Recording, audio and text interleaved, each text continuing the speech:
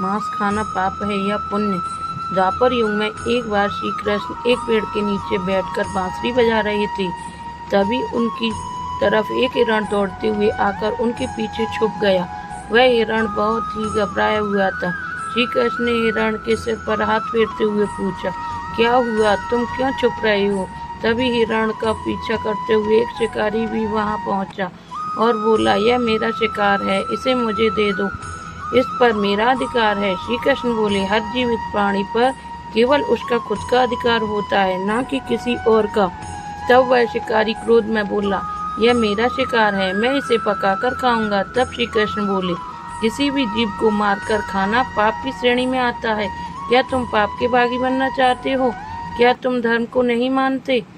वह शिकारी बोला, मैं तुम्हारे जितना ज्ञानी तो नहीं, पर यह जानता हूँ कि मांसाहार कोई पाप नहीं है और जीवों को मारकर खाने में कोई हर्ज नहीं है, और मैं तो इस जीव को बंधन से मुक्त करना चाहता हूँ। फिर क्यों मांसाहार से मना किया जाता है? वैसे भी मैं इसको मारकर नीच योनि से मुक्ति दिलाकर पुण्य का ही काम कर रहा हूँ, फिर इस पर पाबंदी क्यों? जहाँ तक मैंने सुना है, जीव हत्या को तो शास्त्रों में भी बताया गया है कि राजा लोग शिकार किया करते थे। आप भी बताइए, मांसाहार पाप है या पुण्य? श्री कृष्ण समझ गए कि इसकी बुद्धि मांस खाने के कारण मंद हो गई है और इसके सोचने समझने की बुद्धि समाप्त हो चुकी है।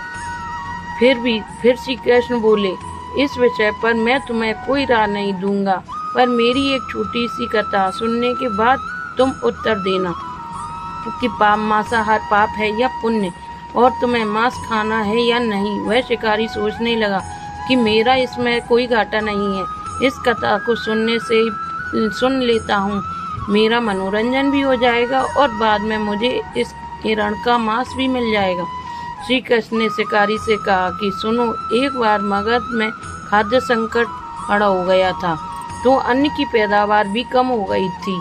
राजा को चिंता हुई कि यदि इस समस्या का शीघ्र निदान नहीं किया गया तो भंडार का अनाज भी जल्द खत्म हो जाएगा और भीषण संकट खड़ा हो जाएगा। राजा ने अपनी सभा में मंत्रियों से पूछा, देश की खाद्य समस्या को सुलझाने के लिए मंत्रीगण सोच में पड़ गए, क्योंकि चावल, गेहूं, आलू आदि पदार्थों को उगाने के लिए बहुत श्रम करना पड़ता है।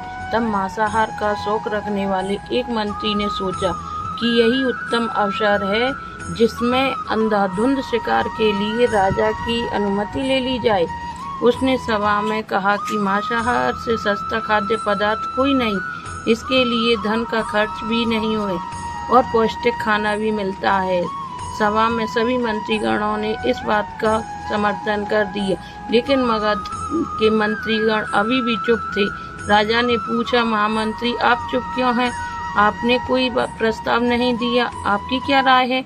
मंत्री ने कहा, मैं यह नहीं मानता कि यह कथन सही है कि मांसाहार सबसे सस्ता पदार्थ है, फिर भी इस विषय पर मैं अपनी विचार आपके सामने रखूंगा। मंत्री उसी रात मांसाहार का प्रस्ताव रखने वाले मंत्री के घर पहुंचे।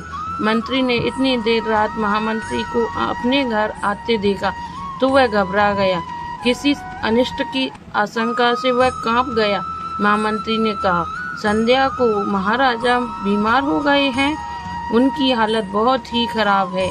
महामंत्री ने कहा है, किसी शक्तिशाली शरीर का मांस मिल जाए तो राजा के प्राण बचाए जा सकते हैं। महाराज के सबसे विश्वास पात्र हैं, इसीलिए आपसे अच्छा और कौन होगा। इसके लिए आप जो भी मूल्य लेना चाहें ले सकते हैं। आप कहें तो इस काम के लिए मैं आपको 1 लाख स्वर्ण मुद्राएं भी दे सकता हूँ। एक बड़ी जागीर भी आप मांग सकते हैं। बस मैं तलवार से आपका थोड़ा सा मांस निकाल लूँगा। यह सुनकर मंत्री के चेहरे का रंग उड़ गया। वह सोचने लगा, जब जीवन ही नहीं रहेगा तो मैं 1 लाख स्वर्ण मुद्राओं का मैं क्या करूँगा, और बड़ी जागीर भी किस काम आएगी।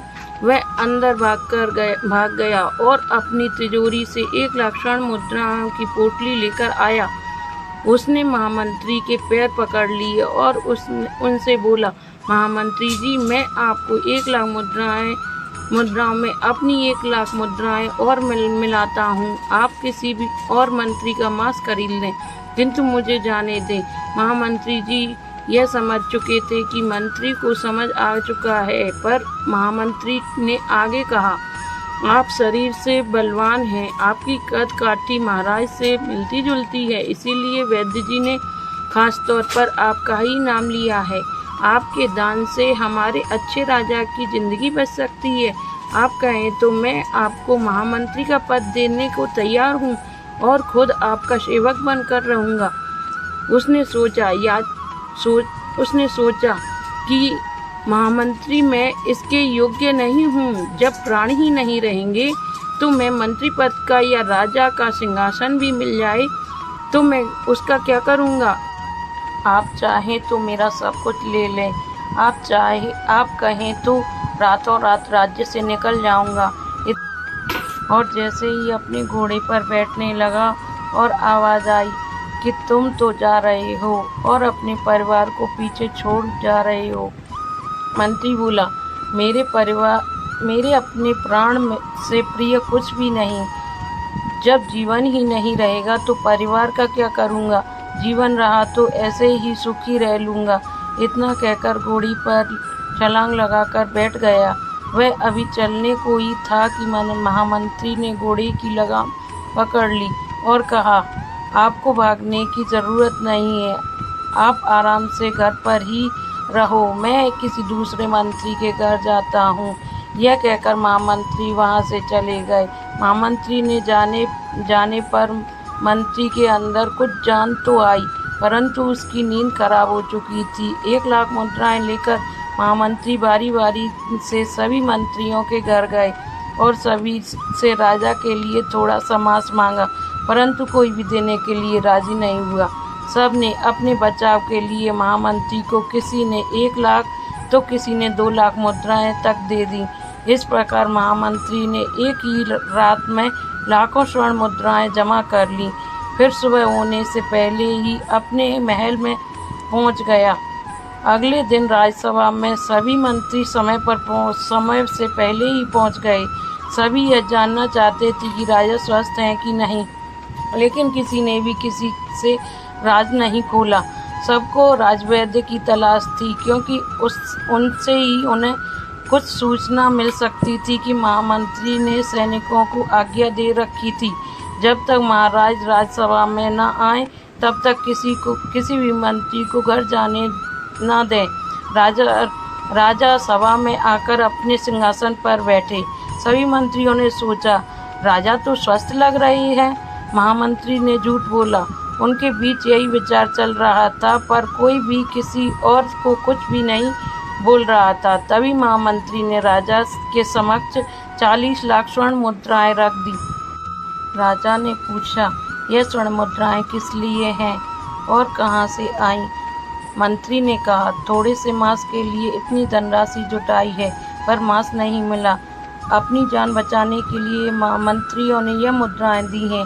अब आप यह विचार कीजिए कि मांस कितना सस्ता है। राजा को बात समझ में आ गई।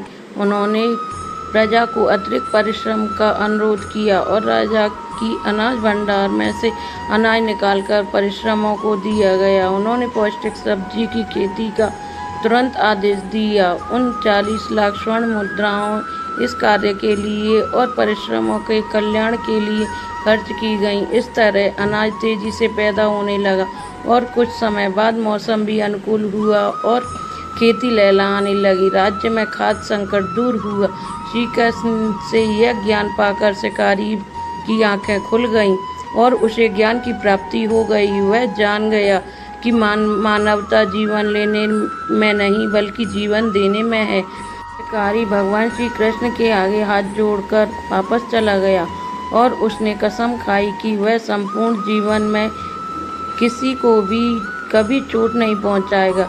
श्री कृष्ण हमें इस कथा के जरिए समझाना चाहते हैं कि हम ये ना भूलें कि जिस तरह हमें अपनी जान प्यारी है, उसी तरह सभी जीवों को अपनी जान प्यारी होती है। दोस्तों, कहानी अच्छी लगी हो तो लाइक और सब्सक्राइब करें। धन्यवाद।